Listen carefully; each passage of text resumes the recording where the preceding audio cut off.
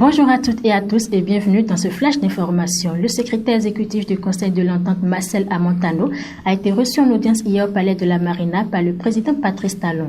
Lors de leur tête-à-tête, les deux personnalités ont évoqué le fonctionnement de l'organisation sous-régionale. Occasion pour Marcel Amontano d'exposer au chef de l'État sa vision et les réformes qu'il entend entreprendre pour rendre visible le Conseil de l'Entente. La vice-présidente du Bénin, Mariam Tchabi Talata, est en mission hors du territoire national depuis le 1er mai 2022.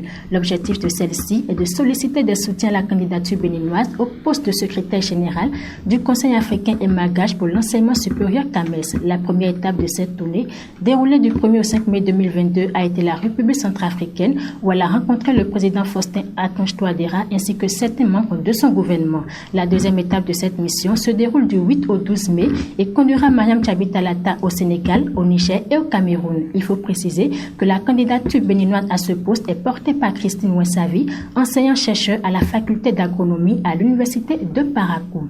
Au Maroc, au moins 44 migrants sont morts, noyés après un naufrage de leur embarcation dimanche dernier au large du Sahara occidental dans le sud du pays, selon l'ONG espagnole Caminando Fronteras. 7 corps ont été transférés à la morgue et les autres victimes ont été englouties par la mer.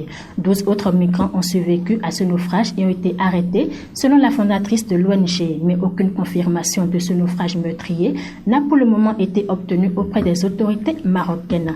Et pour finir, en France, le président Emmanuel Macron se dit favorable à une révision des traités pour renforcer l'Union européenne.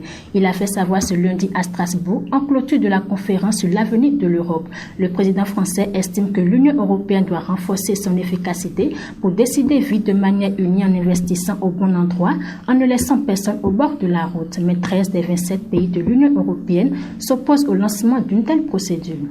Fin de ce flash d'information. Merci de l'avoir suivi. Restez First Afrique TV, le vrai visage de l'information.